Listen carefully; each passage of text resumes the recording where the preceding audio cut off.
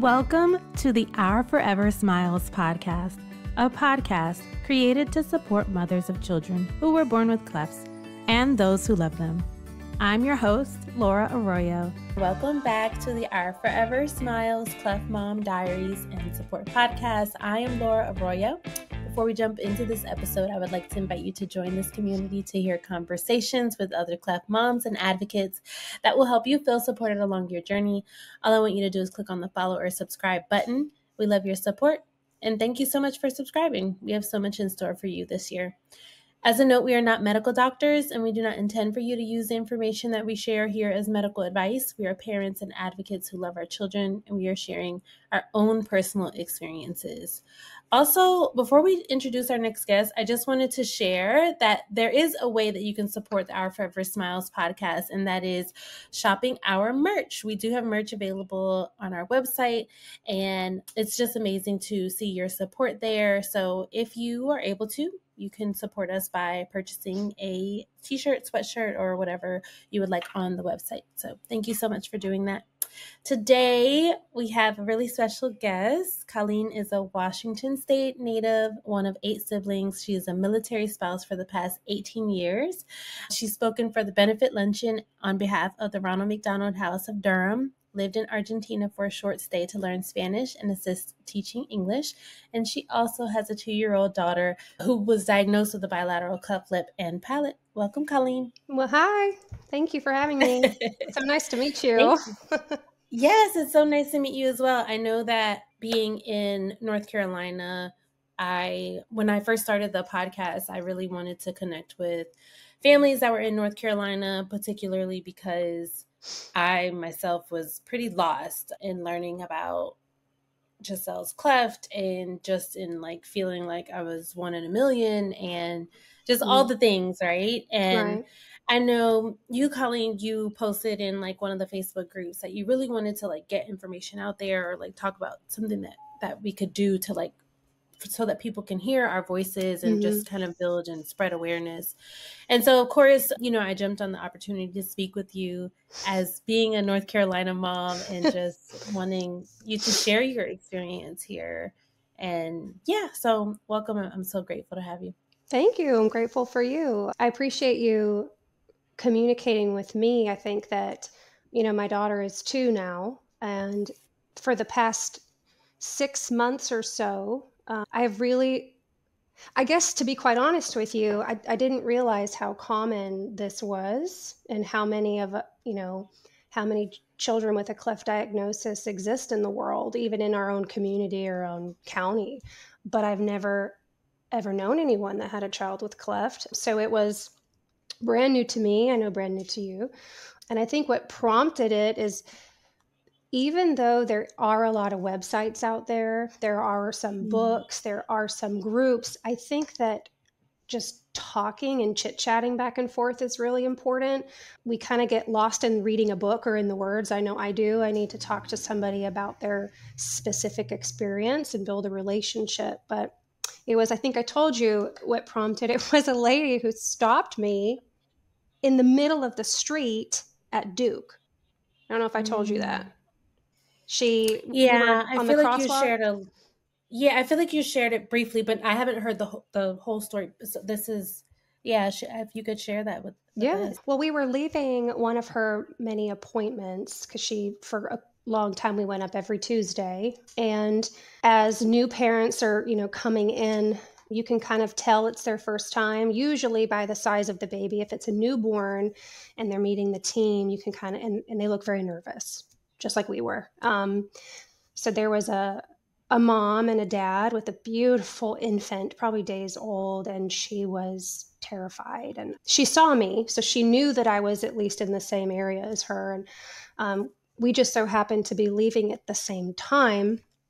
And there's a crosswalk in front of Duke Children's, and you could tell she wanted to turn and ask me a question, but she kind of turned back around and she kind of gave up on that halfway through the crosswalk. She just turned and said, I need to talk to you. And her husband was embarrassed. I told him, don't be embarrassed.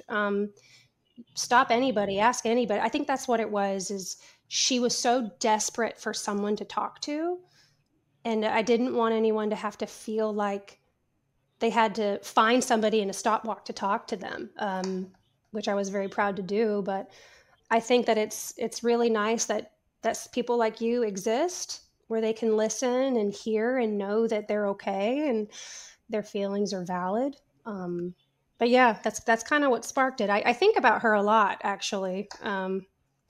Yeah. I don't know what happened. Hi, I am so sorry to interrupt the show, but I just want to tell you about today's sponsor. Today's show sponsor is Sienna Darn Media Integrated Marketing Agency. Sienna Darn Media is more than just a marketing agency. They are your partners in progress. Their mission is simple: to alleviate marketing bandwidth, allowing creative business owners to focus on what they set out to do: create.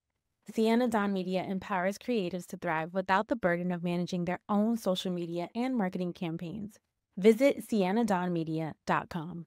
I wanted to go back a little bit about your daughter's diagnosis in particular. When was she born? What date? What month? She was born in February, so February 17th, 2023. My husband at the time was gone in Europe during my ultrasound. So I found out her diagnosis early on, and I was by myself in the room. You know, my family's all in Washington, so that was difficult. I navigated through that, like we always do, and that was tough. I remember at that diagnosis, I was handed a referral to a hospital, but I was scared. Oh my God, I was scared. And I didn't just want to just go to this one place, take this referral to this hospital. So I just started doing some homework, but it was hard. It was hard because there was no one there to hug me or that I could hug or embrace, So you were completely by yourself. Mm-hmm. Yeah, I was by myself. No one. Mm-mm. Yeah. No, Were you able? Yeah, I know that there are some. We've also had another military spouse that has been on the podcast before, and she actually wasn't able to reach her husband during, upon diagnosis, like getting that scan. Did you receive your diagnosis during your anatomy scan? Yes, I believe so. Yes. Yeah, I did. I'm trying to think, was it the anatomy? I believe it was. Yeah. Were you able to reach your husband right away, or was it one of those situations where you couldn't talk to him? I did call him. I think I called him either on my way to the I got so distraught that I walked right out of the building, forgetting to check in. So they had to chase me down and bring me back in to get my next appointment. And then I turned around and I did call him, and my appointment was in Southern Pines, so it's about 45 to 50 minutes from where I live. Mm-hmm. So I had a good while to think on my drive. I was comforted by the phone call. Definitely. I think I gave myself some time to be scared, but then you just kind of go right into research mode. And that really consumed a lot of my free time, research and doctors and hospitals and who's who and where's where and insurance, the navigating insurance. And so that was tough. But, when you want to do right by your baby, a parent would do anything. So looking back now, it was a breeze.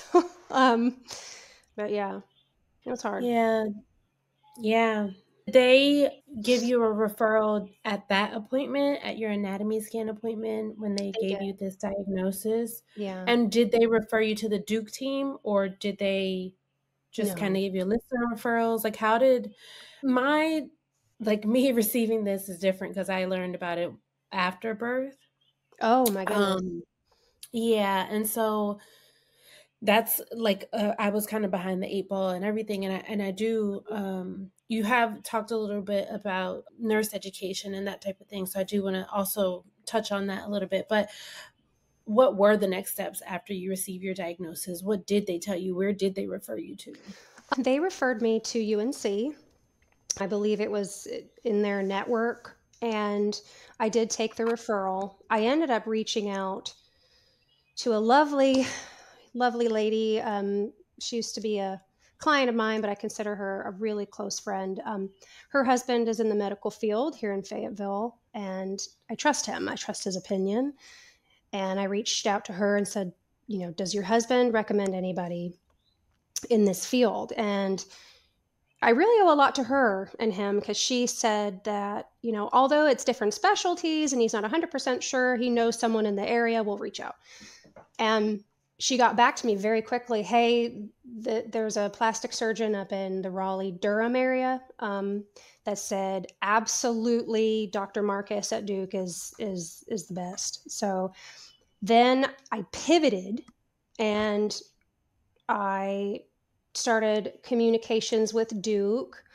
And I remember just calling them and saying hi, because that's scary, by the way, when there's no guidebook. You call like this what seems intimidating group of people, but they're like your family. You call and hi, I have a baby with a diagnosis. I don't know what to do. They take it off your hands. They said, hey, great to meet you. Let's schedule a time for you to come in. We'd love to meet you. Even though I'm still pregnant. Yeah, you're still pregnant. Come in and meet us. So I was able to go in and meet everybody. It was fascinating. I got to see every single specialty on the team. I got to talk to each one, almost like an interview.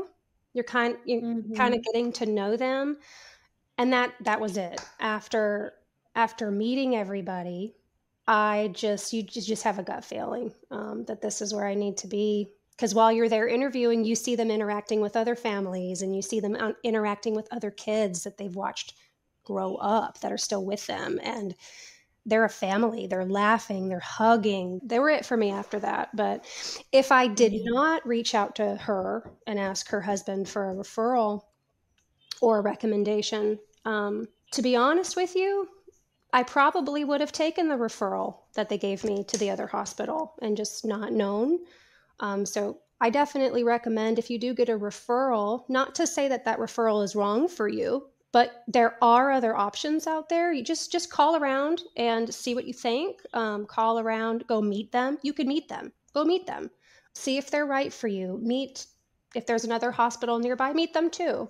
But yeah, I'm glad about the was that other hospital UNC, or was it it was UNC? Okay. Yeah. So it was just those two options. Cause Giselle had her surgery at UNC, but it was one of those things where it was like, this is, then she was also born at UNC hospital. So it was just like, hey, you can pick whatever team you want to go, but we want you to kind of go this way, And I'm sure that was good, easy also, because you're already in their system. She's in their system.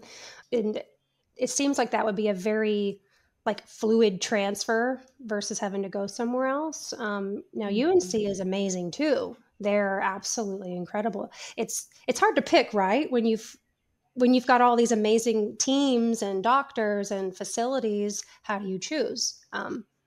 Sometimes it's a hard thing to do. Yeah. And I've heard great things about both teams. I truly have. But just in speaking with moms that went to Duke, it almost makes me feel like, I probably should have done more interviewing. So or more, going to see what the process was like. I think for me in particular, I was a little bit like, let's get it done, because I didn't have that time to I feel like when you're pregnant and it's kind of like, well, this has consumed my life now, which we all say, right? It shouldn't, right? And try it as much as you can to enjoy your pregnancy. Right. But it is one of those things where you're like, I'm going to get all the information. I'm going to do all the things. And so you have nothing, not to say you don't have anything but time, but you really have nothing but time to kind of figure things out, right? Like see the systems, talk to the people that, need to talk to that will hopefully you're doing all this to make you feel more comfortable, right? Or to kind of ease the unknown. I think the thing that's really unique about Cleft is and the thing that's really special about Duke is that I've noticed that with their patients, they're seeing you prenatally, and even though we all know that they can't answer all of your questions until they see your baby. They still Yeah. do it, you know, they're Yeah. still willing to Yeah. have you come in and like to kind of like that feeling of unease that you have. And I think that Mhm. that's really a compassionate approach to care. Agreed. And I mean, you said something that is so true too. When we ended up having her, I remember one of the nurses saying, "You are so lucky you found out, way early on, so you could mentally prepare." In essence, I was 6 months ahead of you, research wise. So you would feel like 6 months behind. And I don't mean to say that in a negative way, but like I cannot imagine the difficulty of it's a shock, but then you have you weren't able to prepare mentally for that. You probably went into absolute just like work mode. You have this new baby and now you have to figure all these things out, and how do you do that? And she's here. That is so tough. I have a lot of questions for you later on about that, maybe on a phone call, because that is yeah, we're gonna have to loop back around on that one because we could do a whole one on that. But oh my word, that's Yeah. tough. Yeah. But I think to your point, right? Like so in the beginning when she was born, it was actually kind of a little bit of inaction because I was so confused. Mm-hmm. And Right, yeah. I was a first time mom, and I was like, I was getting conflicting messages from the hospital, and I hadn't seen, like, the Cleft team hadn't come in yet, and the nurses were kind of like telling me things that now I know are like not like, they were encouraging me to breastfeed, and so I was kind of angry. And so because of that, I was a little stubborn, like the first couple of days. And then, she actually ended up in the NICU because of, dehydration and stuff like that.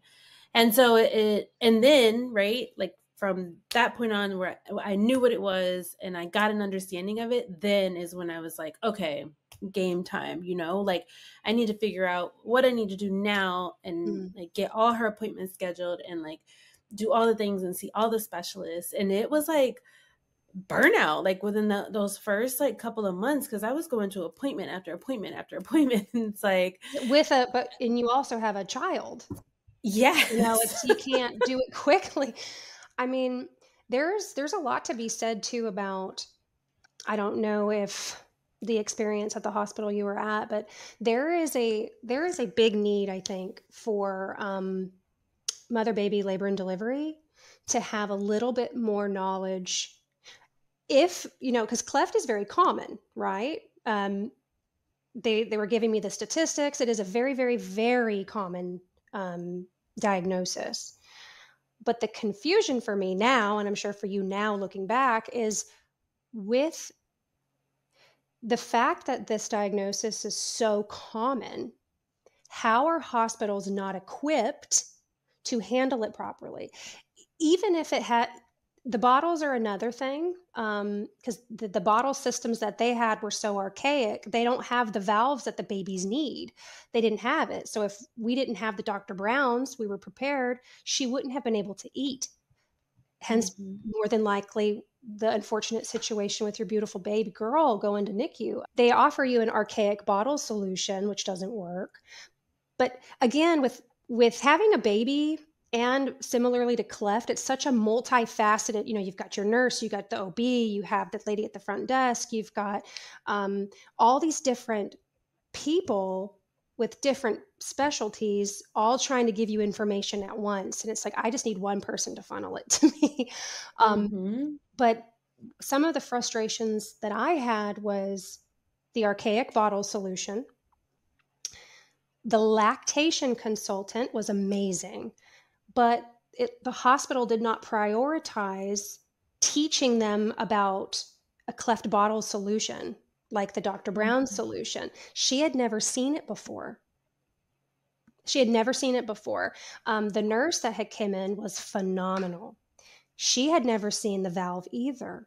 So it threw me off. I actually did feel mad. But then I felt bad because they were curious. I remember the nurse came up to our bed. No, the sink, I'm sorry.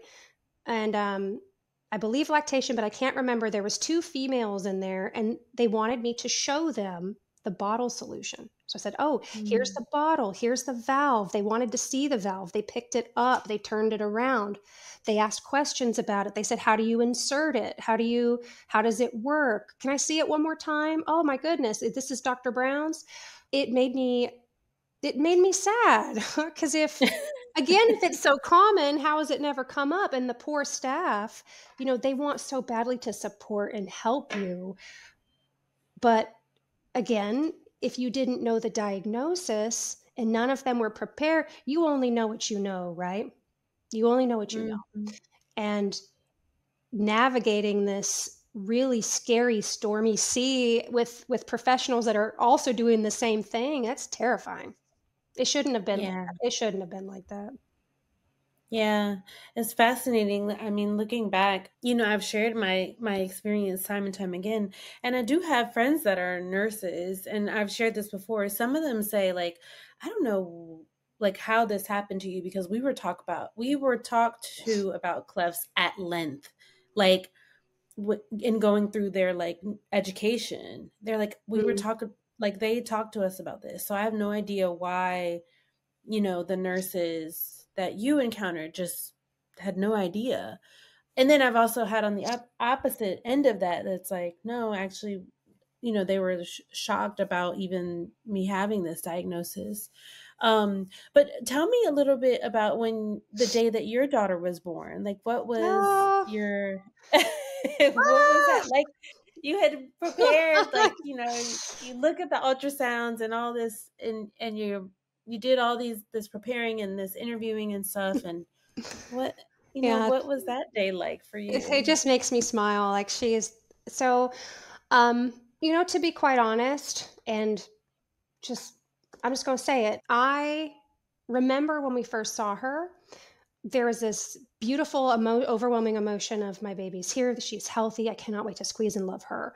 But then there's also this piece of your brain that's going, oh my goodness, this is, not what I would have hoped for her or wanted for her. And so you feel a little sad at the same time.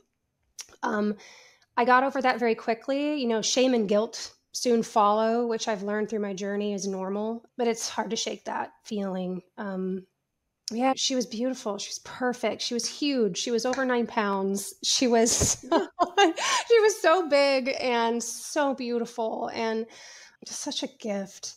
And again, we had the bottle solution because we were prepared, and they did also try to get us to breastfeed her. And we had a little back and forth with the lactation consultant. She was also amazing. She was so supportive, but she encouraged me to try, but my, Phoebe, my daughter, could not. She just couldn't. So I was like, okay, we need to put this down and use the bottle. But yeah, she was great. And then what's interesting about the Duke team is they wanted to know the day she was born.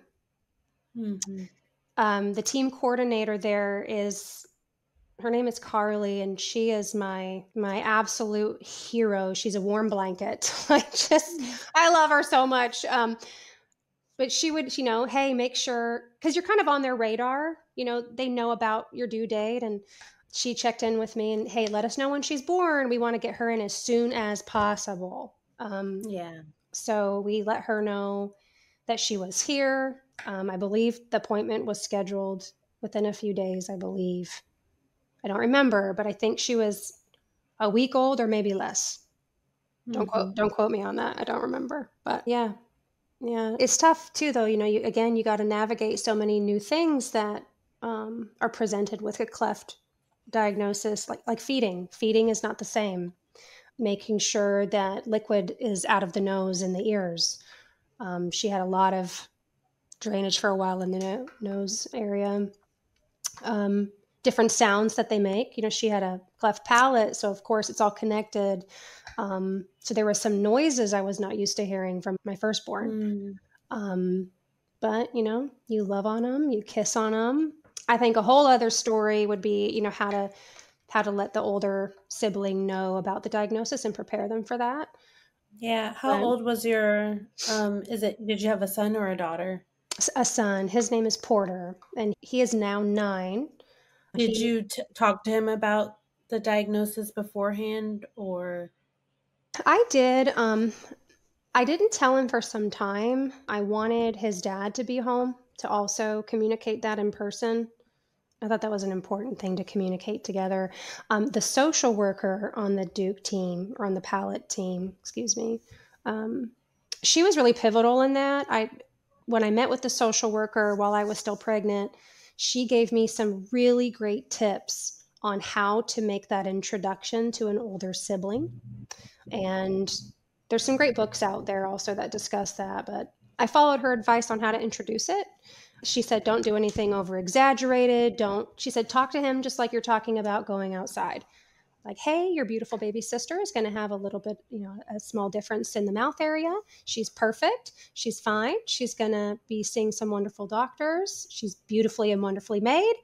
She's going to love you. We're going to be great. Let's go have some fun.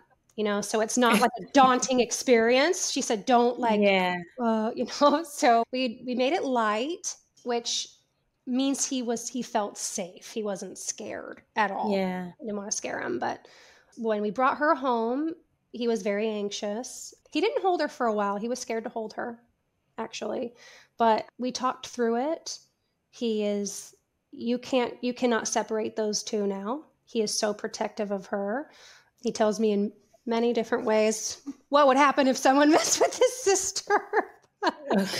They're inseparable. Yeah. He had a hard time. He did have a hard time.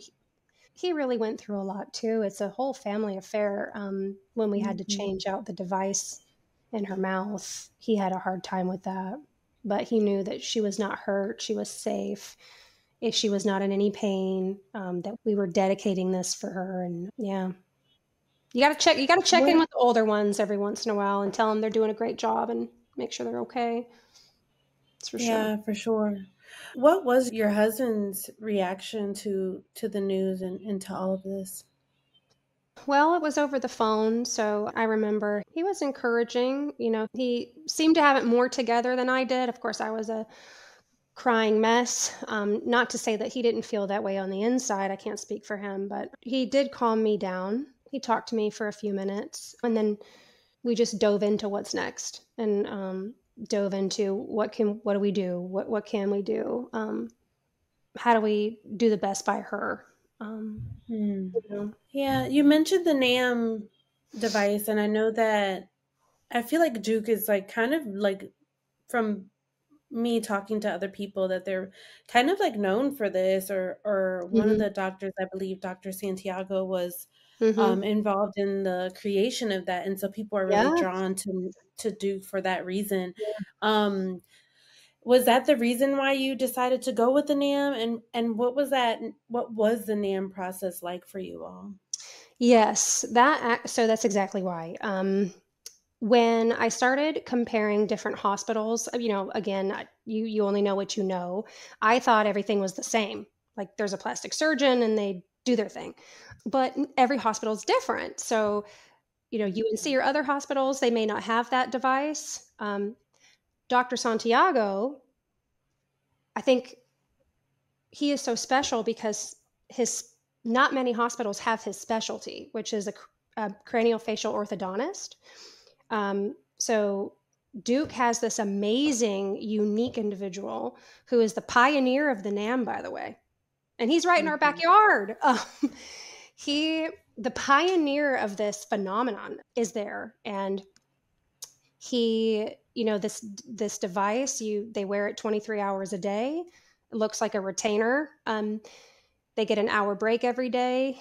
We went up every Tuesday where he would make adjustments. Ultimately, they're using, and I don't want to misspeak, but they're using the baby's incredible growth speed, because babies grow very fast and they change quickly. So you can't use the NAM for an adult. You're kind of set. But for a baby, every day there's growth and change happening. So they take advantage of that, and they can kind of with weekly adjustments, mold things where they need to go in preparation for surgery. So he does all of that to create, in short, a really great space for the plastic surgeon to work with. It creates less tension because you're not bringing something from so far away. If that NAM can bring it really close, the surgeon now doesn't have to have as much tension because it's so far. And yeah, I think that Dr. Santiago really, and Dr. Marcus and the whole team, by God. Would you say that it was worth it? Like you Yeah. felt that all of the tears, because I know it's hard on a lot of families to do that. I mean, you said it yourself with your son. It's just seeing them cry, and it's just a difficult Yeah. process. So Yeah, it was tough because you feel like every day you feel like you go through this like ring of fire. You know, it's kind of traumatic in a way because I've heard that. especially as a new mom, you have, or a dad, a parent, you have this fragile, beautiful baby, and you are having to, they have to train you on how to do it. They have to show you how to do it, how to wash it, how to use the tapes, how to help navigate it. You have a lot of homework to do. And, the whole time you're doing it, you take it out, you clean it, you have to wipe the Fixodent off the roof of the mouth. You have to get everything ready. You got to make sure the tapes aren't hurting their cheeks. Then you got to put it back in. You put the Fixodent in, you put it back in. And if the nasal stents are on there to help move the nose, you got to get that in one swoop in the mouth, in the nose. But you have to hold it in for 10 minutes so the Fixodent can set. So as you're doing this, it's almost like you are holding your baby down while they are thrashing and screaming, and the tears will get you. Yeah, the tears get you. But what Dr. Santiago told me, which was really needed, I needed to hear this, as he was doing it and showing us this process, he said, Colleen, remember, she's not in any pain. So she's not in pain. Babies cry when you change their diaper. Phoebe cried when I changed her diaper or put her in her onesie. It's just the fact that she was being held and something was going in her mouth and she couldn't move.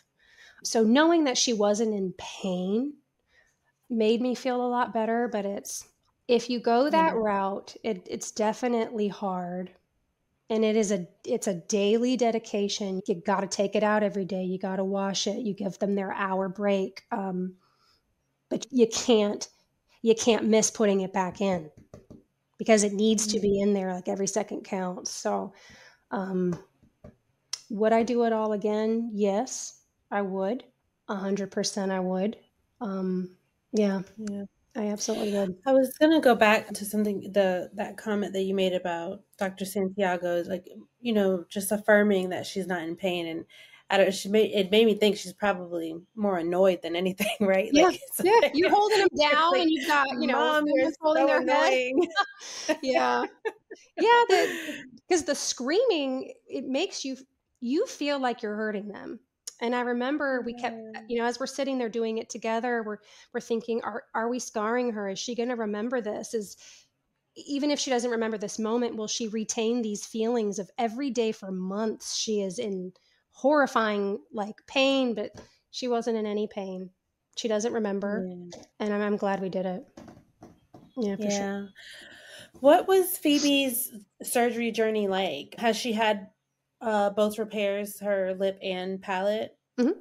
She had her, I can't remember the exact dates, but she had her lip repair first, after, the craniofacial orthodontist and then the plastic surgeon, so Dr. Santiago and Dr. Marcus, they kind of decide that when she's ready or where she needs to be in order to perform what they need to perform. When she was ready, they chose the date. She got her lip repair. And then around 1 year old, she got her palate repair. She did great on both. It was wonderful. She did a good job. At one, did they usually, I feel like it's between 10 and 12 months. Did they wait longer with her because it was a bilateral, or that's just the date that they chose? I honestly don't know the answer to that, if they waited longer, because I do not know. I don't have the answer to that, but I know they picked the date because they said it was time.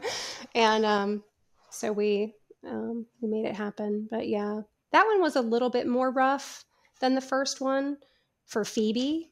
A little bit more of a rough surgery for her. I would say the lip repair, it sounds so bad. I think selfishly, that one was harder for me. You have an instant, you have all of a sudden the beautiful baby that you've been looking at. I mean, it's still her. You just have to get used to that change. Yeah. Used to have her smile. And the nurse even told me, she says, a lot of parents cry because, Phoebe had a big, beautiful smile. And then, of course, with the lip repair, everything seemed smaller because we were so used to something else. But yeah. Yeah, she's great. Yeah. I've heard that as well. Like a lot of people, they're so concerned about palate repair. But then I've heard other people say like, well, lip repair was actually worse for me. And I think that it's a combination of all these things, right? It's like lip repair, change in your baby's face, right? And you see it. Sometimes with the palate, Yeah. you can't see it. Was the thing. People are so concerned about like, just like the moving them around, you don't want to like do too much because you feel like you're gonna like pop the stitches, like Yeah. what you're just extra careful. You don't want to do tummy time. I think is hard for a lot of babies with the NAM, I will say. Even after surgery, we could not do a lot of tummy time or chest holding because the device, and you don't want it to because it protrudes out of the mouth a bit. You don't want it to move or pop around. You don't want them to do tummy time and have it move in her mouth. So yeah. One thing that I cherished with Phoebe more than I could have ever imagined was that small window of tummy chest holding that we could have, that 1 hour a day. I think we would fight over that. It's like, give her to me. I'm going to put her face down instead of holding her outwards because it's not in her mouth right now. Give her to me.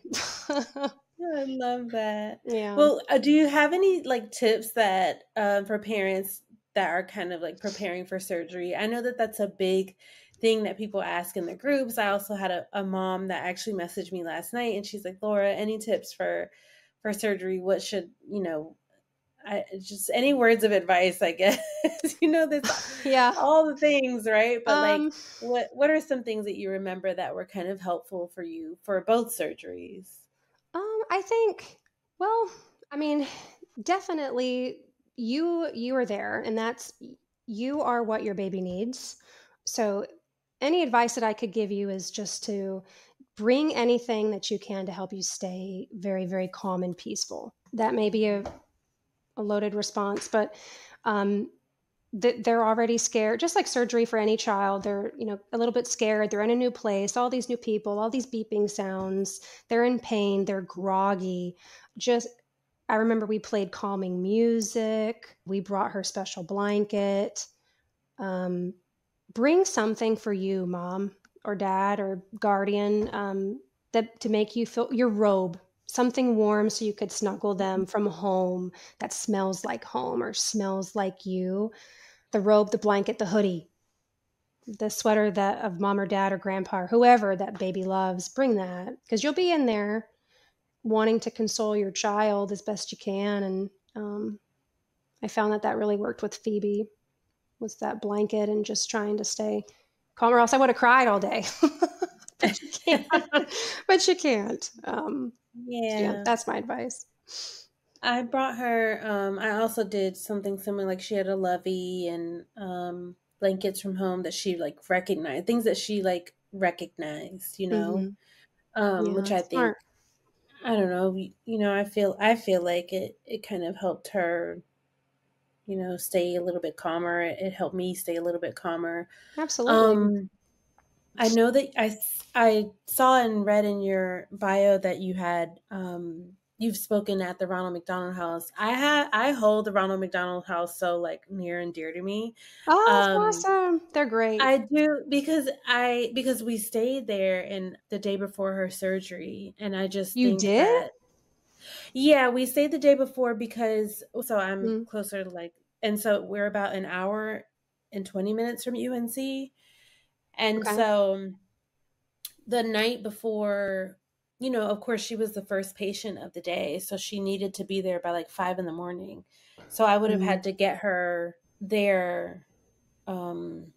I would have had to wake up at like 3:30 or something. Like, it was yeah, just so it didn't make sense. So the hospital told us, you can stay at the Ronald McDonald House that is next to the hospital, that's and then you would awesome. be able to come, the next day to the hospital in the morning. And, I only stayed that one day, but I also had a friend who, she gave birth to her baby, and he actually was in the Ronald McDonald House that is in Ohio.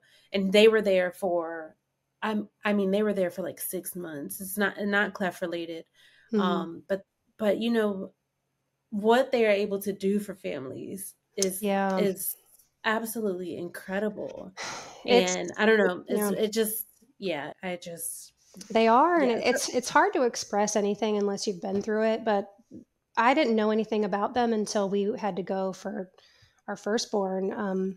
It's like in tandem with like the Duke Palate team. Like they are like that warm blanket. You walk in and Mm, they know that you're in need, and they know that your mind is all over the place, and you're scared and you're terrified, and you don't know what's going on. So they just welcome you, and have a cup of coffee in the morning. Here's breakfast. Here's a warm bed for you to sleep yeah, in. Here's a fireplace if you'd like to sit. Hey, if there's not enough water in the fridge, there's a big kitchen over there with some pizza. Grab you some. Um, there's a chapel for you to pray. It's like going to mom and dad's house, yeah. I and mean, it's just they're I amazing. was blown away. Yeah, I was really blown away. I mean, yeah, I think that is beautiful. What is your connection, or how were you able to get connected with them? So my firstborn, my beautiful Porter, he has a personal history of ECMO, actually, which is a form of life support. Long story short, when he was 5 weeks old, he stopped breathing and he had to go get life flighted to Duke, actually. Um, so that experience was pretty scary. That one altered my brain chemistry for sure. I did not want Mm, kids after that because we were sure we were going to lose him, and he's a miracle. God, he really. mm, That's another story for another day. I'll tell you. But he was in the PICU on life support for a few weeks. We stayed at the Ronald McDonald House.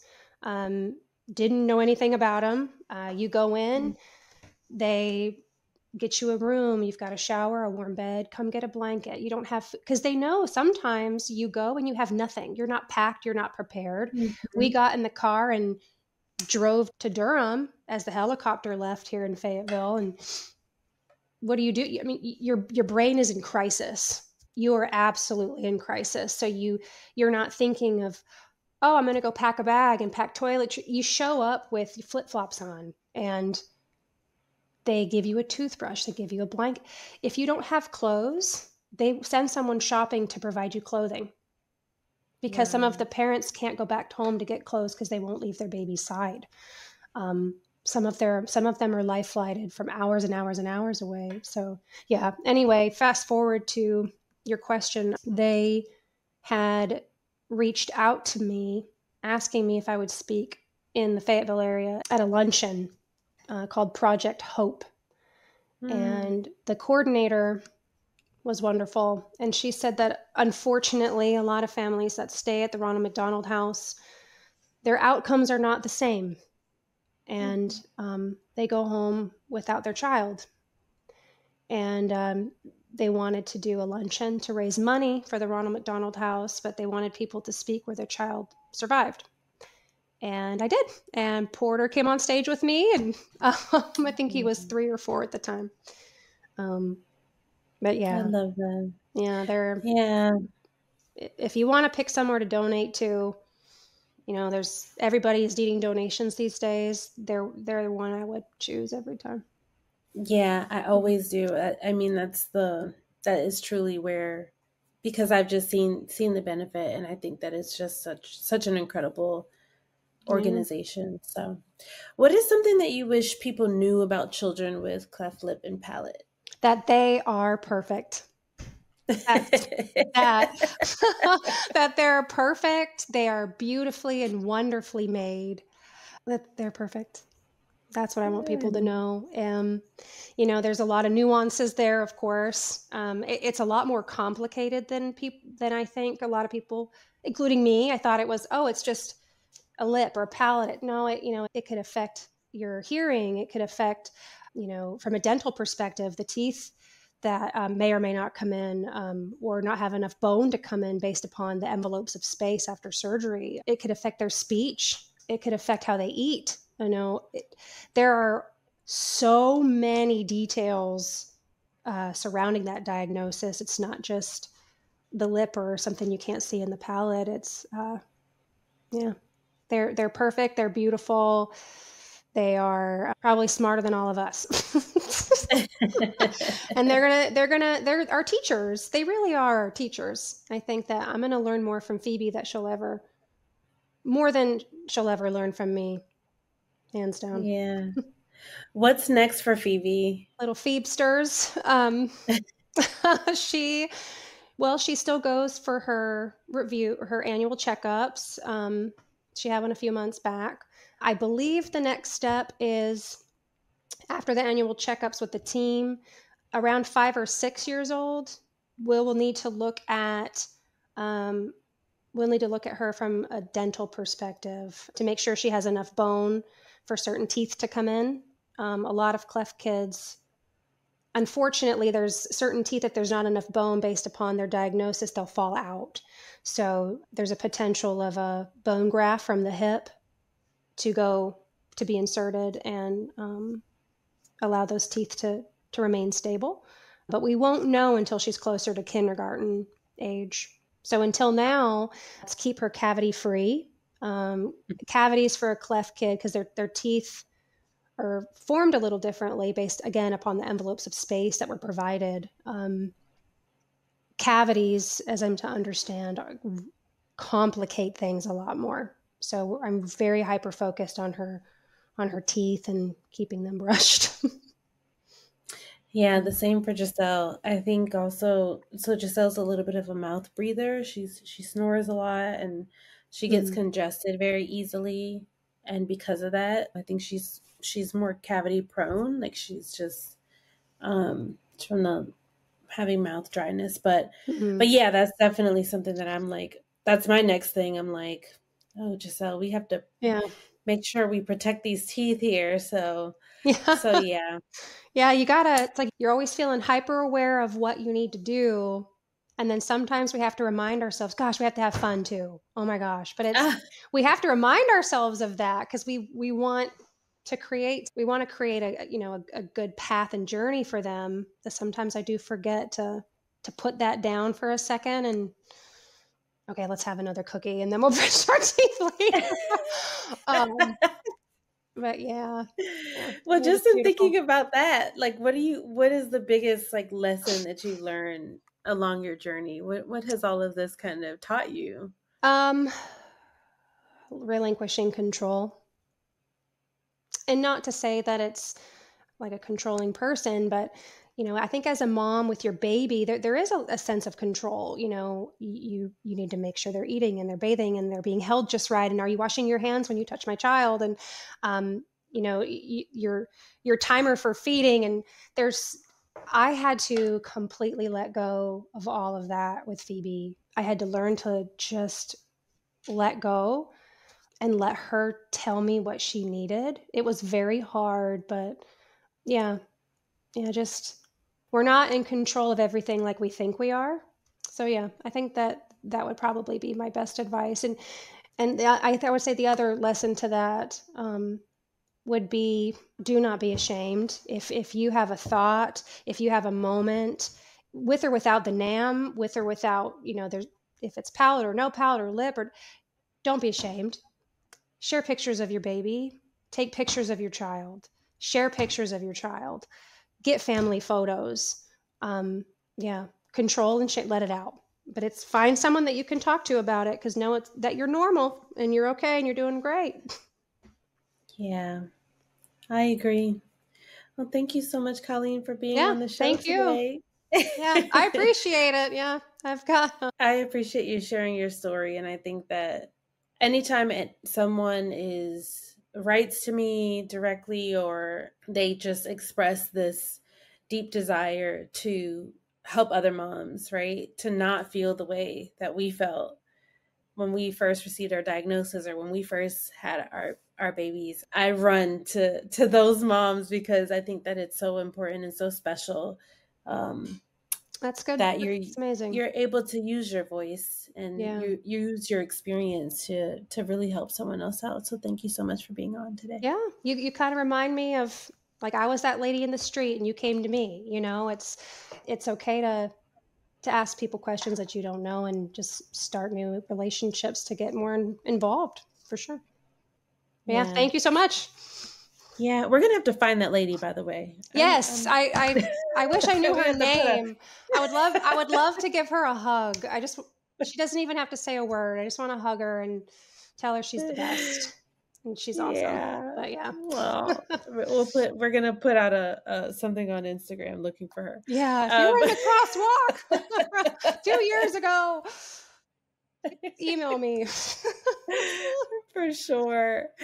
And thank you all for listening to the Our Forever Smiles Cleft Mom Diaries and Support podcast. Be sure to subscribe and review the podcast wherever you listen. I hope that you've enjoyed this audio experience. Maybe you cried a little, laughed a little, but more importantly, I hope that you feel a little piece of reassurance and even joy in your journey. Talk to you next week. Hey everyone, it's Laura here. I'm popping in today because I need your help. If Our Forever Smiles has ever helped you, if you've learned something new, felt less alone, or found hope through this podcast, then I'm asking you to help keep it going. Creating this podcast, sharing stories, and building a space where Cleft families feel seen and supported is something that I pour my heart into. But the truth is, I cannot do it alone. If we want to reach more families and provide even more resources, we need your support. So I thought of a creative way to do this. For just $2 a month, you can help ensure this podcast keeps going strong. For $5 a month, you'll unlock exclusive Moms in Real Life content, real unfiltered conversations about motherhood and career and everything in between. And then for $10 a month, you can get everything plus exclusive merch to show your support. If this podcast has helped you and you want to see it grow to help other families that are probably facing the very same challenges that you are facing right now, please consider supporting us today. Every dollar goes toward making a difference for Cleft families just like yours. And right now we'll be using the funds to elevate the show for production. So we'll be able to add more video and just get new equipment. And as soon as this community is established and we're able to do more, we definitely plan to go beyond the scope of just this community. We want to be able to support scholarships for new craniofacial surgeons. We want to be able to support global surgeries and just really spread our efforts to continue to make an impact in our community. I just want to thank you in advance, and I'm just so grateful that you all are able to support me and support this community here. And it's definitely something that I'm really looking forward to. The link is in the show notes. And I just want to do a shameless plug here. The Moms in Real Life podcast is so cool, so candid. And yeah, it's definitely something that you'll want to check out. Thank you all again.